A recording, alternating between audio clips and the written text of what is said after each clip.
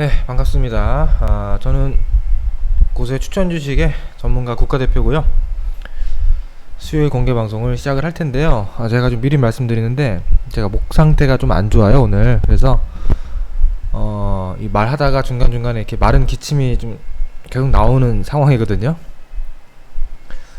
중간에 기침을 좀 하더라도 조금만 너그럽게 이해해 주시고, 제가 그래서 오늘 방송은 최대한 좀 빨리 끝내려고 해요. 목 컨디션이 안 좋아서. 예.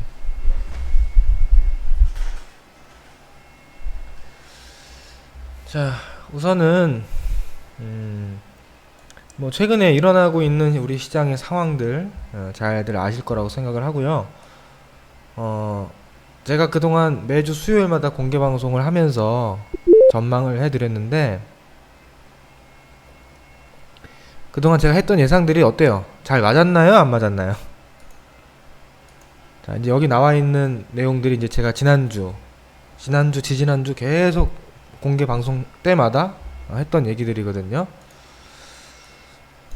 네, 그래도 거의 맞았죠? 예, 가슴 아프게 맞았죠. 그러니까 제가 좋은 예상을 안 하고 안 좋은 예상을 했는데, 그게 안 맞았으면 좋았을 뻔 했는데 맞았습니다. 그걸 먼저 볼게요. 뭐 지난주 얘기의 핵심은 뭐예요? 제가 이 얘기를 했잖아요. 아직 수급상 충분한 손바뀜이 일어나지 않았다.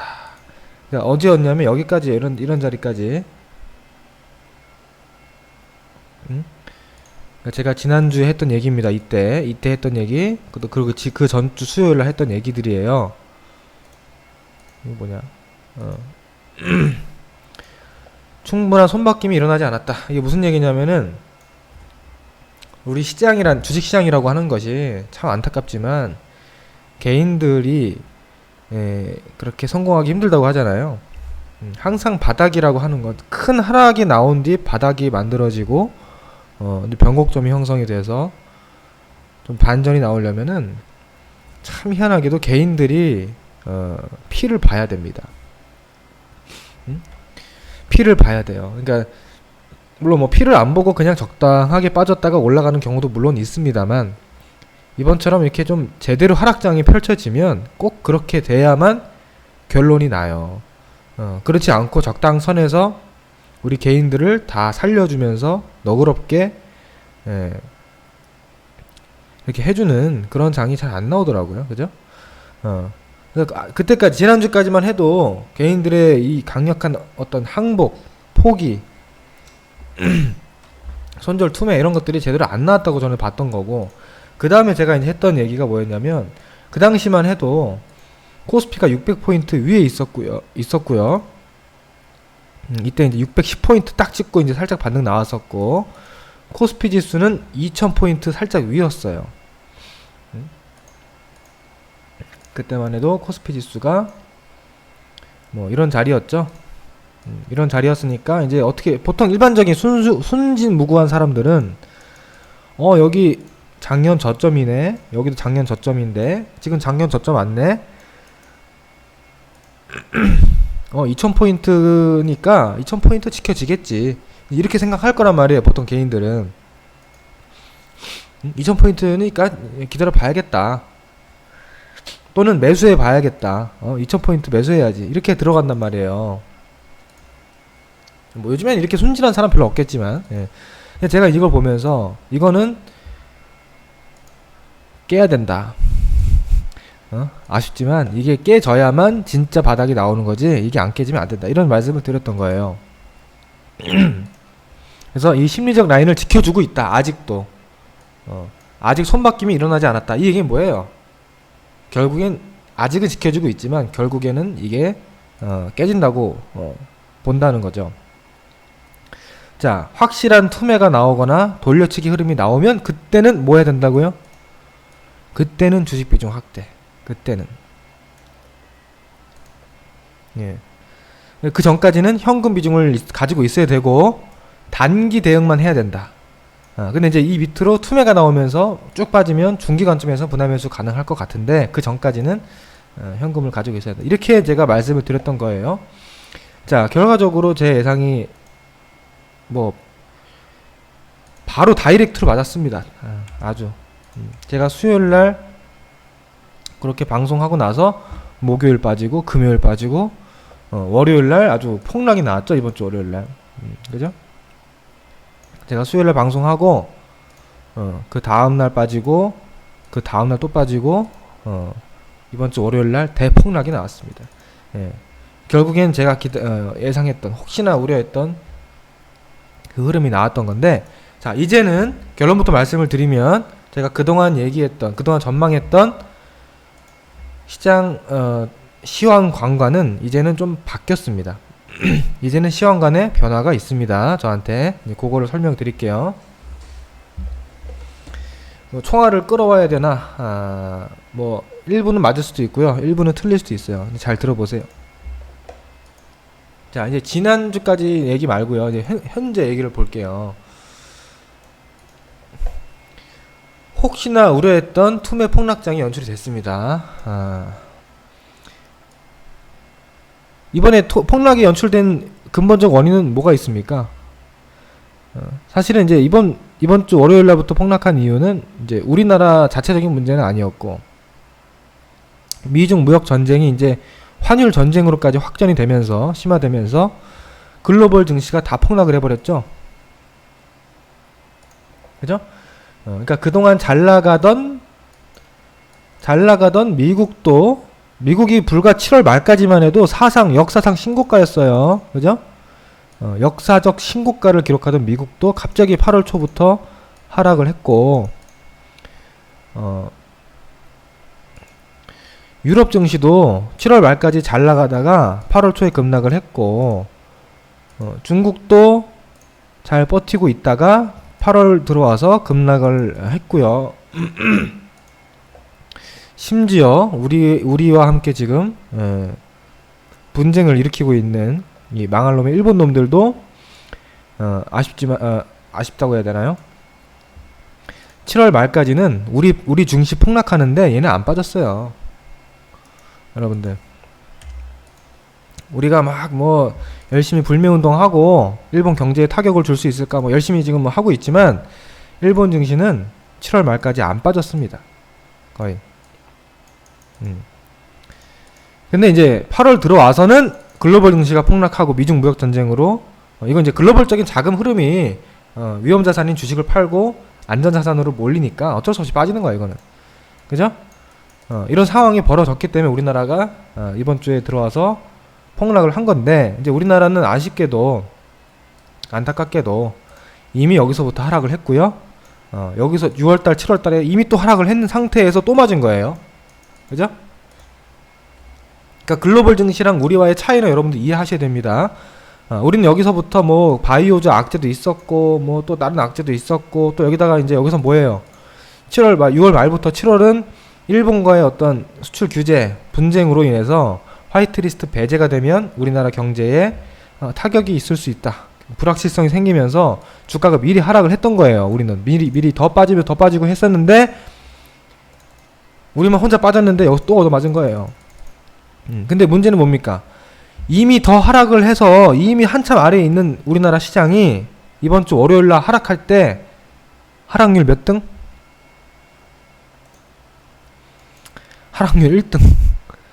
코스피는 그나마 좀 괜찮았는데, 코스닥 지수가 마이너스 7%씩 하락하는 엽기적인 하락을 보여주면서 전 세계 1등 하락을 보여주고 있습니다. 이미 하락을 했는데도 불구하고. 그래서 그만큼 우리나라 지금 경제 상황이나 증시 상황이나 어떤 투자자들의 심리가 너무너무 안 좋다. 이제 그런 거는 이제 뭐 다들 아실 텐데요. 자, 아무튼 그래서 이미 하락해 있었던 한국 증시는 또 여기서 추가 폭락을 했다. 불쌍한 한국, 제가 적어놨어요. 여러분들도 불쌍하고 저도 불쌍하고 우리 한국 불쌍해요, 참. 일본의 화이트리스트 배제로 경기 불확실성까지 높아지면서 글로벌 증시 하락할 때 그냥 같이 하락하면 되는데, 미국 하락한 만큼, 일본 하락하는 만큼, 중국 하락하는 만큼 하락해도 되는데, 이놈의 화이트리스트인지 뭔지 막 이것 때문에 경기도 막 불안하고 하니까 이게 지금 완전히 심리가 붕괴된 거예요, 우리나라는. 좀 과도하게. 그러니까 안 좋은 상황인 건 사실이지만, 그래도 이미 주가가 하락을 해 있는 상태에서 또 7%씩 빠진다는 거는요, 이건 말 그대로 패닉인 거예요, 패닉. 이성적이고 합리적인 하락이 아니라 감정적이고 즉 뭐 그런 패닉에 걸린 하락이 나왔던 거죠. 자, 그런데요, 일단 코스피, 그래서 코스피가 2000포인트가 붕괴가 됐고 바로 1900까지 와버렸어요. 그러니까 이렇게 심리적인 지지라인이 무너지면 그 추가 하락이 또 강하게 나오게 되는 거예요. 코스닥은 600선이 붕괴되고 550포인트까지, 정확하게는 540포인트까지 거의 하락이 나왔는데요. 이제는 1900선이 지지라인이고, 그 다음에 550선이 지지라인이죠. 코스피 1900과 550 지지라인으로 지금 열심히 방어를 하려고 하고 있습니다. 네, 그러니까 제가 좀 안타까운 거 뭐냐면, 참, 우리나라 사람들도 우리나라 위하는 마음으로 우리나라가 뭐 괜찮다고 위안한다라는 게 그게 마냥 잘하는 게 아니에요. 그러니까 주가 폭락할 때 뭐 일본 증시 많이 빠졌다고 막 고소하는 사람도 있더라고요. 주식을 안 하는 사람들, 잘 모르는 사람들. 그걸 어떻게 할 수 있냐면, 우리나라 주가 폭락하는 날 네이버 검색어 상위에 일본 증시가 있더라고.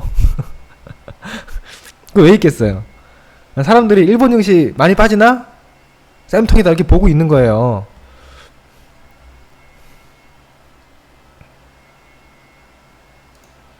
일본도 최근에 빠졌으니까, 그저께. 그죠?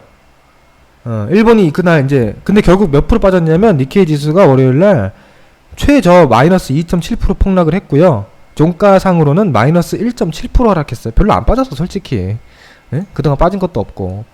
아니, 우리나라 코스닥 7% 폭락하고 있는데 일본 증시 검색해가지고 그걸 보고 있는 게 참 웃기지 않아요? 우리나라가 더 심각한데 지금.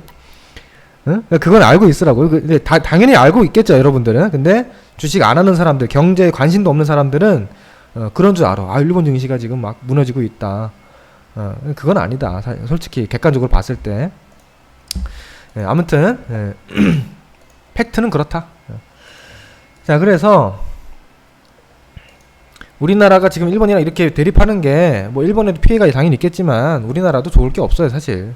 이게 이렇게 오래 가고 계속 심화되고 점점점 일본이랑 이렇게 싸워봐야 그렇게 좋을 건 없어요. 어느 정도 좀 빨리 중재해가지고 또 잘 하고요. 또 대신에 이제 우리는 얻는 게 있는 거죠. 이번 계기를 통해서 우리나라 기업들이 뭐 일본에 좀 의존을 했던 그런 분야들에서 좀 더 이제 수입, 수출 다변화를 꾀하고 우리나라 국산 기술을 좀 더 개발해서 좀 더 발전할 수 있는 토대를 만든다면 그걸로 우리한테는 또 얻는 게 있는 거죠. 그 정도에서 끝나야지 뭐 이거를 너무 막 너무 나가시면 안 돼요. 그죠?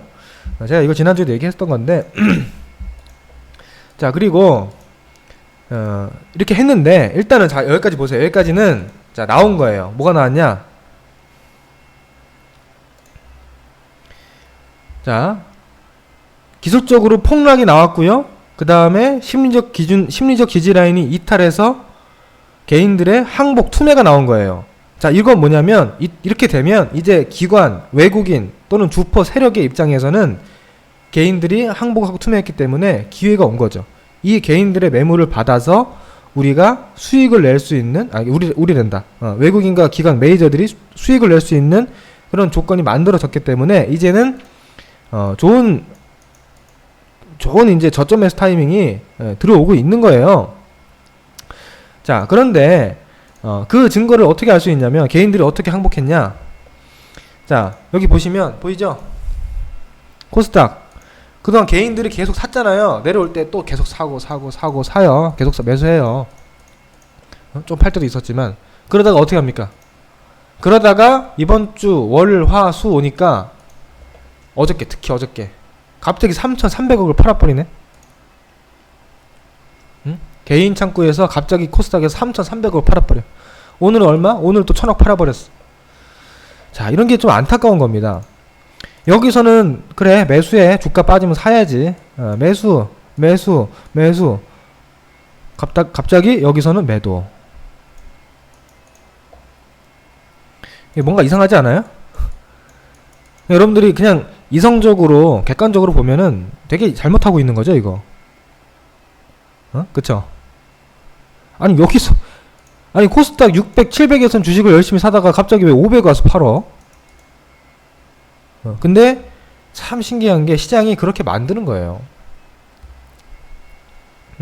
그렇게 만드는 거예요. 무슨 얘기냐면 만약에 여기서도 개인이 안 팔았잖아요? 여기서도 개인이 매수 계속 매수하고 있잖아요. 그럼 더 빠지는 거예요. 더 빠져서 개인이 항복할 때까지 빠질 수 있는 거야. 개인들이 죽을 때까지 속된 말로.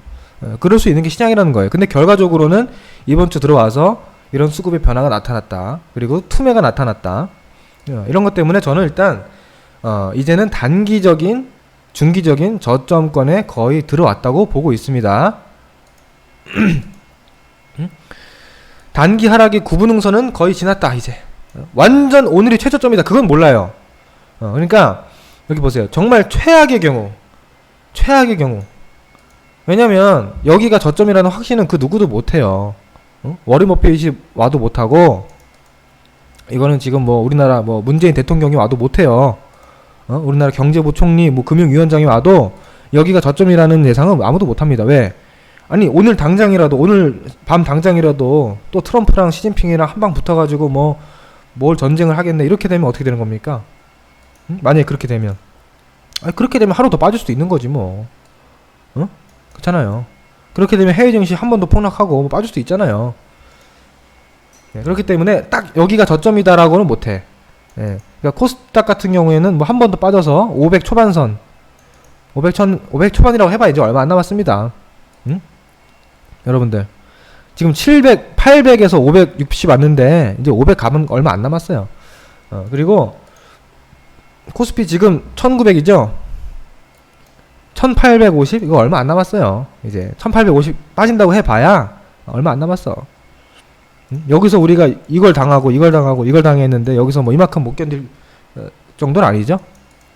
근데 이거 최악의 경우고요. 어쨌든 이 정도까지 밀릴 가능성 배제는 못하는데 그러나 이제 결론은 이거죠.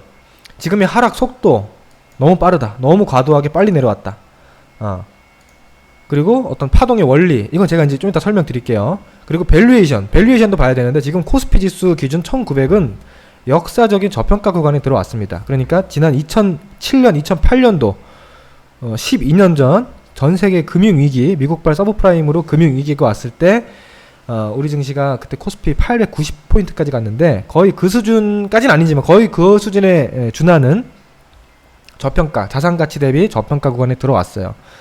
그러니까 우리나라 증시가 이 이상 빠지려면 2008년도 세계 금융위기의 이상의 어떤 어마어마한 경제적 위기가 우려되는 상황이 아니라면은 그 이상은 내려가기 힘들다는 거죠.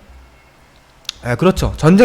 북한이 정말 전쟁 침공해서 온다거나 우리나라가 정말 무슨 뭐 이번에 일본과의 있던 이런 분쟁으로 휘말려 가지고 갑자기 뭐 외환 위기에 빠진다거나 그런 음모론도 있잖아요 지금 그죠?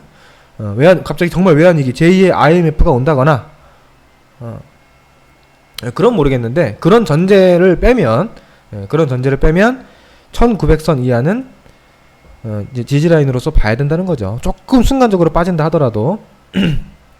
그리고 수급동향 뭐예요? 아까 봤던 개인들이 이제 항복하기 시작했다. 제가 그동안 10몇 년 이상 시장을 지켜봐 오면서 거의 맞았던 시그널이 바로 이런 거예요. 보조지표 무슨 뭐 골든크로스 매수 다이버전스 이런 거 안 맞을 때도 많아. 근데 주가가 급락한 이후에 개인들이 이렇게 대량 매도하잖아요. 주가가 급락하면서 그럼 거기는 거의 저점권이에요. 진짜로. 이게 틀리는 경우는 거의 없어요. 거의 없어. 아시겠죠? 자, 그런데 이제 제가 설명드리고 싶은 거는 이건 다 설명했고 밸류에이션 설명했고 이 하락 속도와 파동의 원리에 대해서 제가 말씀을 좀 드릴 텐데요. 방송 길어지니까 간단히 하겠습니다. 자, 코스닥 지수를 보시면 주가라는 게 그렇죠. 오르고 내리고 오르고 내리고 오르고 내리고 오르고 내리고 이렇게 파동을 그리면서 움직이죠. 그죠? 빠질 때도 한 방에 안 빠져요. 빠질 때도 이렇게 안 빠집니다. 이렇게 1차원적으로 안 움직여요. 빠질 때도 이렇게 파동을 그리면서 움직이고 올라갈 때도 파동을 그리면서 올라가고 내릴 때도 파동을 그리고 내려오죠. 그죠? 자, 그런데 제가 지금 차트에 하나 추가해 놓은 지표가 있어요. 보조 지표가. 바로 엔벨로프 지표라는 밴드 지표 중에 하나인데요. 이 우리나라 이 코스닥 지수입니다. 코스닥 지수가 오르기도 하고 내리기도 하는데 이 밴드 밖을 벗어나는 경우 위로 아래로 벗어나는 경우가 거의 있어요, 없어요? 여러분 쭉 보세요. 주가가 이 밴드 밖을 크게 벗어나서 오래 유지되는 경우가 있다, 없다?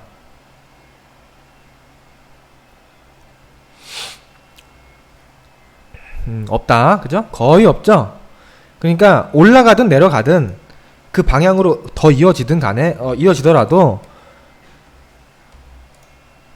여기서 여기까지 오더라도 이 밴드로 벗어났다가 밴드로 들어왔다가 다시 밴드를 벗어났다가 밴드로 들어왔다가 위로도 밴드를 벗어났다가 들어왔다가 벗어났다가 들어왔다가 이렇게 되는 거예요. 그죠? 심지어 아까 얘기했던 2008년도 전세계 금융위기 서브프라임 금융위기 때도 코스닥이 얼마나 빠졌냐면요, 여러분들. 놀라지 마세요. 840에서 240까지 갔어요. 840에서 240까지 갔어. 우리가 이번 증시가 어디서 어디 갔냐면 930에서 560 온 거거든요. 930에서 560 와도 이렇게 난리가 나는데 저 땐 더 심각했다고. 당연하죠. 금융위기니까. 시스템적인 금융위기니까. 근데 아무튼 제가 드리고 싶은 말씀은 저렇게 하락을 하는 2008년도도요. 잘 보시면 이 밴드에 붙어서 가요. 그러니까 이 밴드를 벗어났다가 일단 들어왔다가 또 그러다 다시 하락해서 벗어났다가 들어왔다가 다시 또 벗어났다가 들어왔다가 그리고 또 벗어나죠. 이렇게 내려간다고. 자, 그러면 여러분 이렇게 밴드를 아래쪽으로 강하게 벗어나는 이런 자리는 주식을 팔아야 되는 자리입니까? 사야 되는 자리입니까?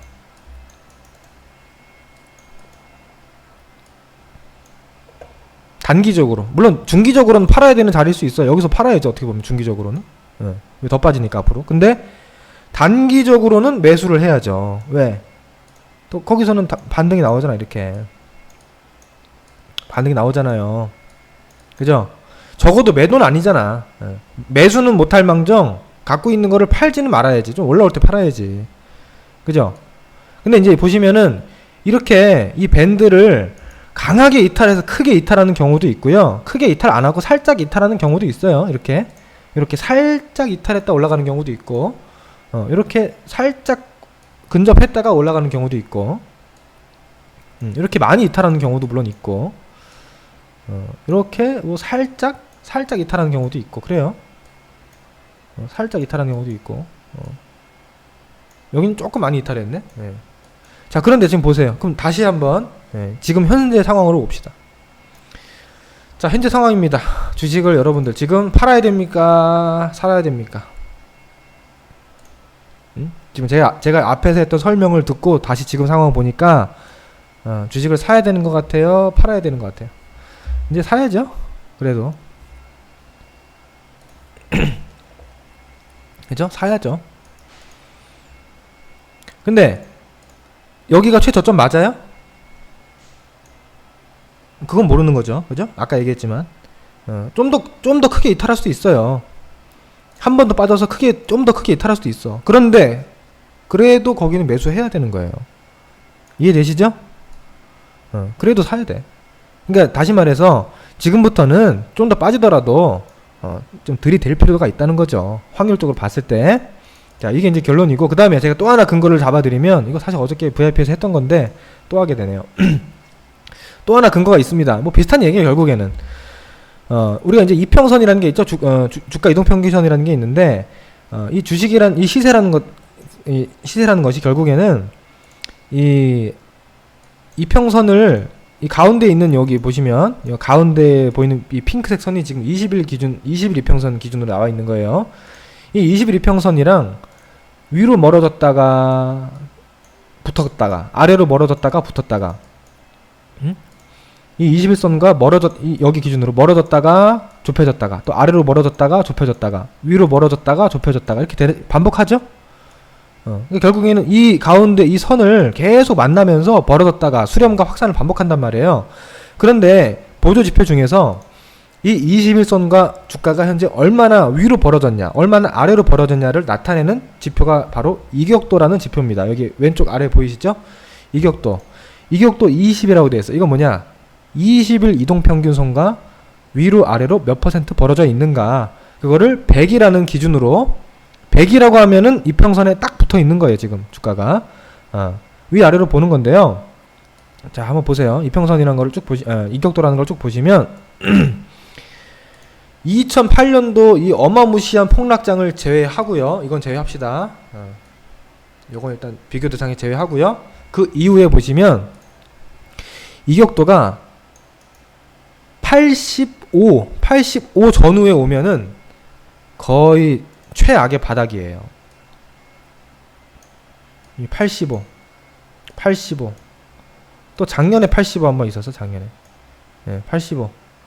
그 나머지는 뭐 87, 뭐 90 근처에서 바닥 나오는 경우는 숱하게 많아요. 근데 정말 최악의, 정말 절대절명의 급락장에서는 85 정도 이격도가 나오면 저점이 나오더라. 무슨 얘기입니까?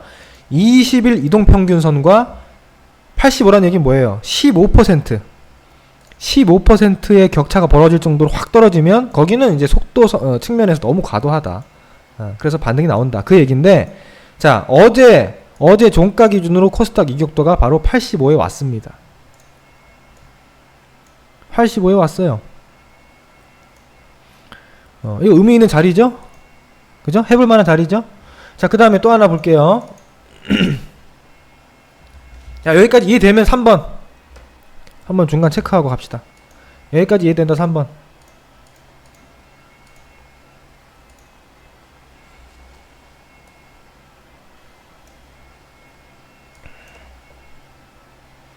오케이. 자, 그 다음 이번에는 20일 이평선 말고요, 60일 이동평균선, 조금 더 중기적인 이평선이죠. 60일 이동평균선이랑 한번 비교해 볼게요. 60일 이동평균선 이격도를 봐도 그동안 금융위기 때를 제외하면요, 80 초반대, 83, 뭐 83, 80 요 근처에서는 너무 속도가 과하다. 우리나라 뭐 망해서 전쟁 나는 것도 아닌 이상 이런 속도로 계속 하락하는 경우는 별로 없다는 게 보이잖아요. 그죠? 이번이 또 왔어요. 60 이동평균선 이격도상 80 초반이 왔어. 이거 뭡니까? 이거 팔아야 됩니까? 사야 됩니까? 사야 되죠. 그죠?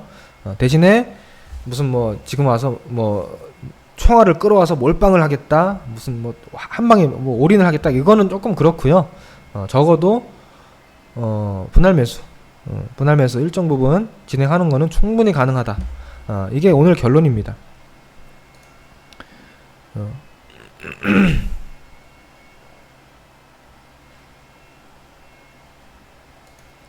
결론이고요.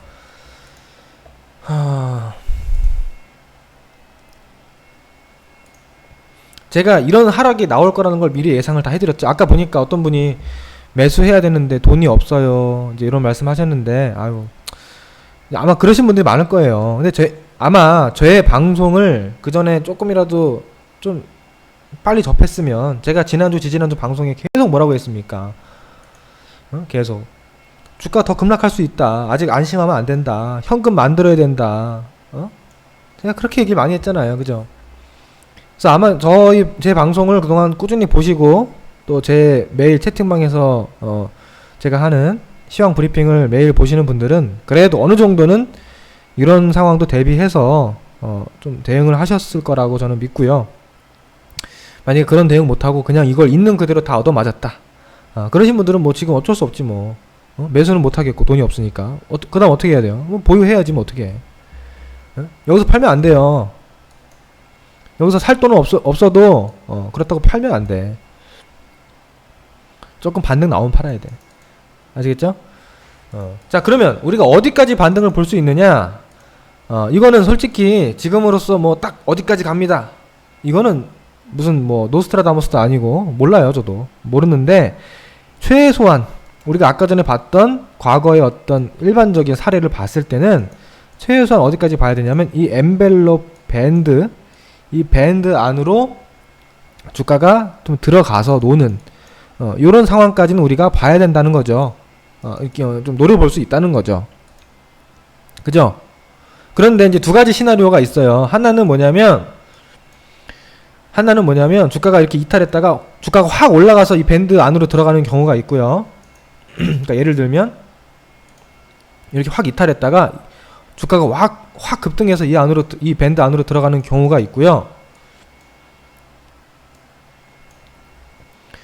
주가가 급락했는데 확 오르진 못하고 살짝 올라서 주가 급락했는데 그냥 살짝 올라서 이 밴드가 내려오면서 이 밴드 안으로 들어가져 버리는 이런 경우가 있을 수 있어요. 이거 이해되세요?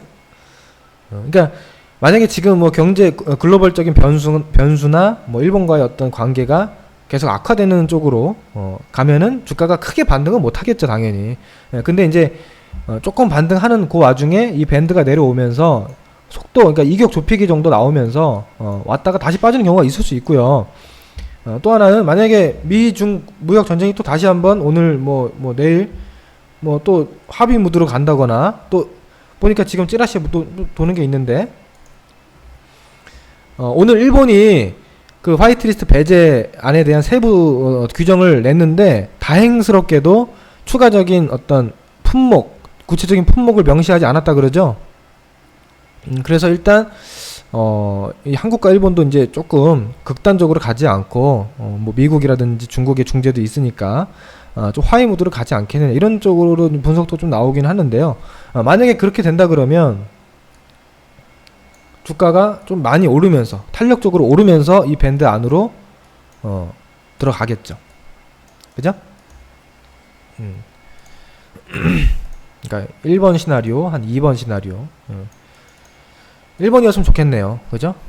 이렇게 들어가면 좋겠네. 이렇게 애매하게 가면 이거 그렇게 또 종목들이 많이 안 가거든요. 뭐 지금보다 좀 더 가겠지만. 그래서 이 정도 오면 어떻게 됩니까, 여러분들? 이 정도 올라오면 어떻게 해야 돼요? 주가가 이렇게 해서 이렇게 갑니까? 아니죠? 팔아야 됩니다. 또 여러분들 팔아야 돼요. 여기 올라오면 600선 근처, 일단 제가 600선 근처라고 대략적으로 말씀을 드리는데 상황에 따라서 500 후반대가 될 수도 있고, 또 상황에 따라서 600 초반 넘어갈 수도 있는 거예요. 그거는 저도 몰라요. 그런데 대략 600 전후를 내다보면서 올라오면 좀 주식을 팔 생각을 해야 되는 거지, 여기서부터 올라온다고 이제 가는구나, 이건 아니에요. 또 올라왔다 또 빠졌다 갈 수도 있고요, 올라왔다가 다시 또 더 빠질 수도 있어요. 이렇게. 아시겠죠? 근데 어쨌든 단기적으로 매수다. 단기적으로 매수고, 여기서 좀 더 빠진다 한들 또 단기적으로 매수다. 왜? 너무 가파르게 빠져서 기술적 파동 원리상 반등은 나올 수 있는 자리이기 때문에. 네. 그래서 그 얘기가 뭐냐면 여기 나와 있는 하락 속도, 파동 원리, 밸류에이션, 그리고 수급 동향 감안하면 단기 하락의 구분응선은 지났다고 판단된다.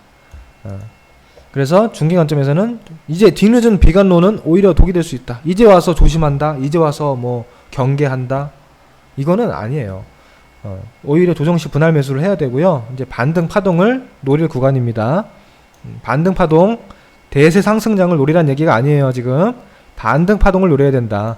자, 그 얘기는 뭐냐면 여러분들, 만약에 내가 주식을 여기서 샀어요. 여기서 샀어요. 또는 여기서 샀어요. 올라왔어요. 아, 이제 올라오는구나, 나는 본전 올 때까지 더 기다려야지, 이거 맞아요? 안 맞아요. 물론 그렇다고 주식을 뭐 다 팔고 완전히 다 청산하라, 이런 얘기는 제가 못합니다만, 내가 주식을 여기 위에서 사가지고 물려서 손실이 크더라도 올라오면은요, 일정 부분은 좀 팔 건 팔아야 된다는 얘기예요. 왜? 다시 내려가면서 이런 과정이 나오면 또 여기서 좀이라도 팔 걸, 이런 생각 분명히 나온다고. 그러니까 뭐 큰 상승 노리면서 본전 회복을 노릴 게 아니라 지금은 어느 정도 손실 줄여서 빠져나올 궁리도 해야 된다. 그거죠. 자, 그리고 이건 제가 지금까지 했던 얘기는 조금 중기적인 스윙 관점에서 했던 얘기고요. 단타는 또 얘기가 달라요. 단타라는 거는 이제 그날 사서 그날 팔고, 뭐 하루 그날 사서 막 2, 3일 안에 팔고 해야 되는데, 단타라는 걸 사가지고 막 내려도 보유하고 올라도 보유하고, 이건 단타가 아니잖아요, 애초에. 그죠? 그건 중타예요. 그럴 각오로 하고 있다면 그건 단타가 아니야, 애초에. 예. 단타는 이렇게 변동성이 크고 하루하루 막 오르면 3% 내리면 2% 막 이렇게 하니까 단타는 아직은 그렇게 적극적으로 매매를 해야 될 단계는 아닙니다, 사실. 단타는 현금 갖고 있고요. 좀 샀다 팔았다 하면서 가야 돼. 예? 손절도 커트 해버려. 1% 커트 해버리고 2% 커트 해버리고. 지금 저희 VIP 단타가 그렇게 매매하고 있어요. 응? 근데 중타는 또 달라요. 그러니까 지금 제가 하는 얘기 뭐냐면 저희 VIP도요. 단타반과 중타반 전략이 달라요. 중타반은 지금 좀 올라도 보유고 내려도 보유 이렇게 할 수 있어요. 중타니까. 그러려고 중타 하는 거니까. 근데 단타반은 막 샀는데 갑자기 막 시장이 폭락해서 하루아침에 막 주가가 3% 5% 폭락해버리면 그 단타 들어갔다 물리는 거거든요. 그렇게 가면 안 돼요. 그러니까 단타는 또 경계를 해야 된다. 단타는 언제 적극적으로 해야 되냐면요, 여러분들. 단타는 주가가 이렇게 막 올라가고 있을 때, 주가가 20일 이평선을 타고 상승 추세를 보일 때, 이럴 때는 단타 열심히 하면 돼요. 이때는 막 하루에 막 몇 종목씩 사가지고 매매하고 수익 내고 계속 매매하면 돼. 이럴 때. 또 반대의 경우도 있죠. 여러분들, 주가가 이렇게 과열돼 있잖아요. 주가가 너무 과도하게 올라서 막 과열돼 있으면 단타는 해도 돼요. 어차피 단타는 샀다 팔았다 하는 거니까. 샀다 팔았다 하면 되잖아요, 그냥. 근데 중타는 이럴 때 사면 돼요, 안 돼요? 무리하게. 그죠? 중타는 또 안 돼, 이럴 때는. 중타는 이럴 때 너무 무리하게 사서 버티면 안 돼요. 그러니까 이게 단타랑 중타의 차이인 거예요. 그래서 이 주식이라는 게 참 이렇게 미묘한 겁니다. 내가 어떤 관점에서 주식을 하느냐에 따라서 같은 상황에서도 매수하고 적극적으로 해야 되는 상황이 있을 수 있고요. 또 어떤 입장에서는 지금 조심해야 되는 상황이 될 수도 있는 거예요. 그러니까 그거는 내 관점에 따라 다르다는 거.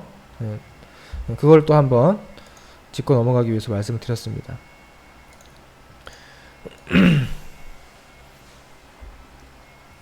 그래서 오늘 방송 여기까지. 40분 동안 떠들었는데 아유 또 길어지네요. 하다 보니까. 자, 오늘 방송 내용 잘 이해가 되셨습니까? 현재 상황, 앞으로 전망, 그리고 또 앞으로 어떻게 대응을 해야 되는지 이해되시면 또 3번 확인하고 마무리 합시다.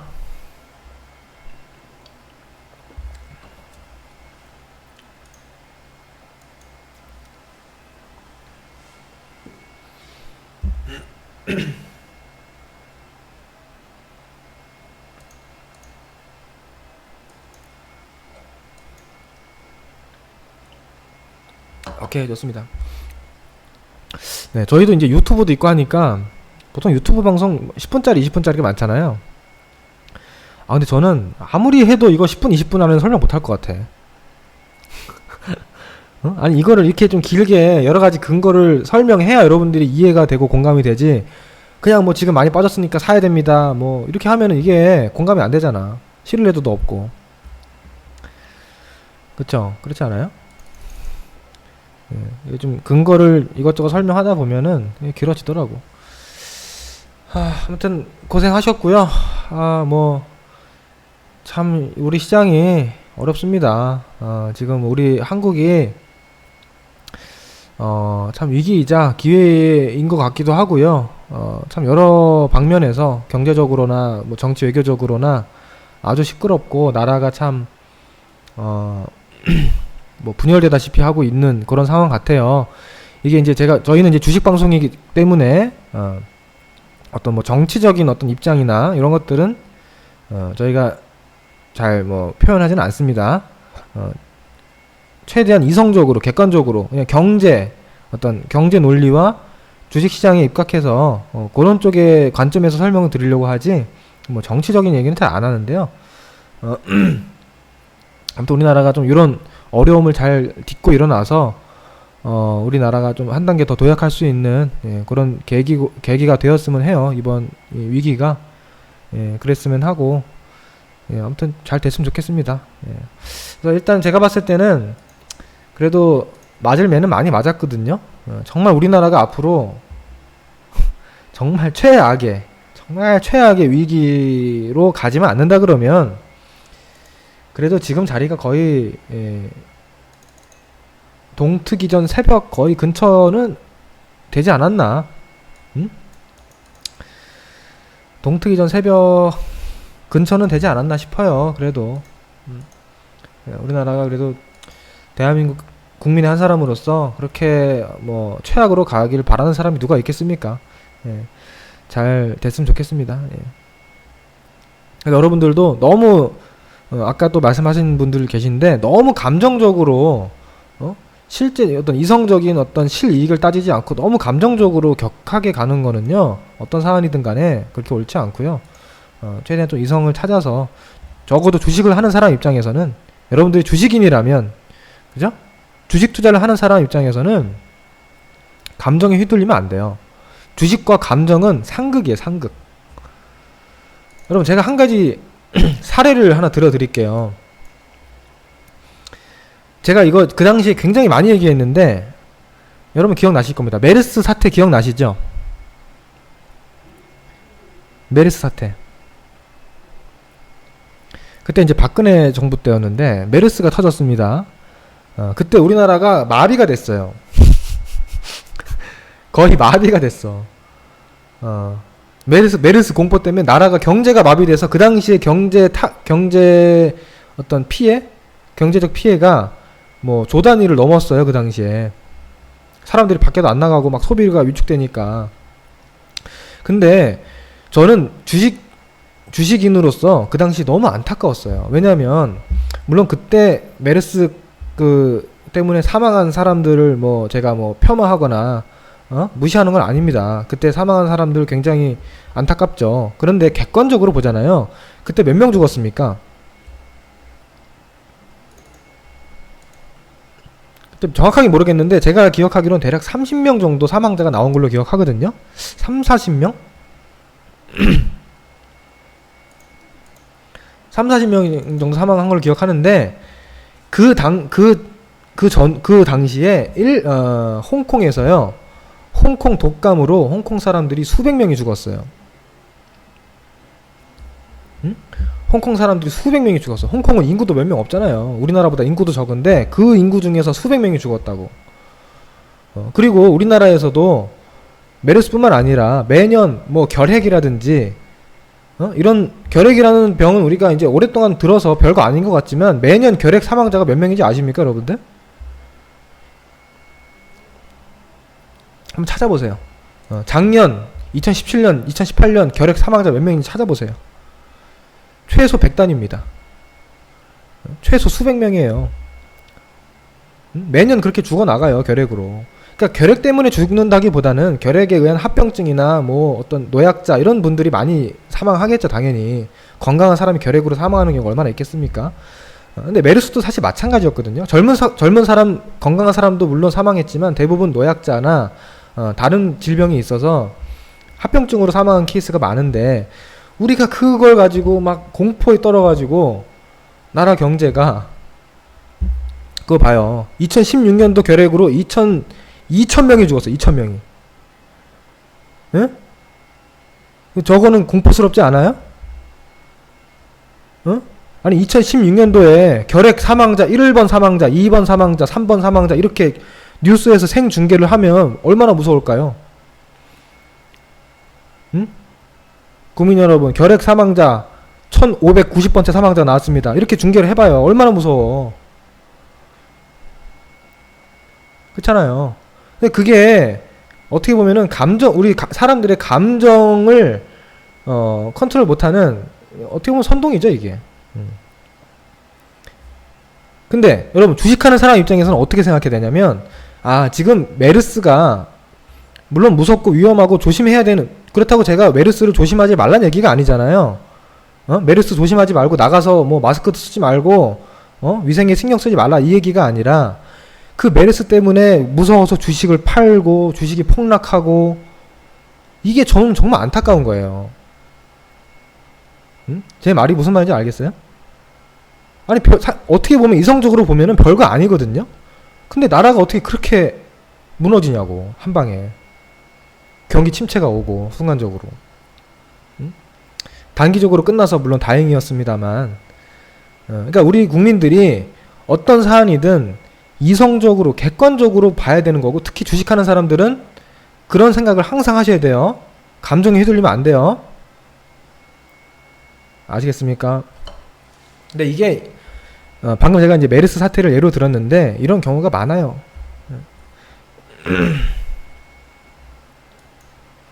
이제 여기서 주식 파는 게 이제 감정에 파는 거지. 여기서 주식 팔면은 감정으로 파는 거예요. 무서워서. 아무튼 뭐 하다 보니까 또 얘기 샜는데요. 앞으로 제가 방금 했던 얘기가 또 언젠가 떠오르는 순간이 있을 겁니다, 여러분들한테. 자, 오늘 방송 여기까지 하겠습니다. 네, 공부 많이 하시고요. 선곡 투자 하시고, 네, 저는 다음 주 수요일 날 또 뵙도록 하겠습니다. 네, 감사합니다.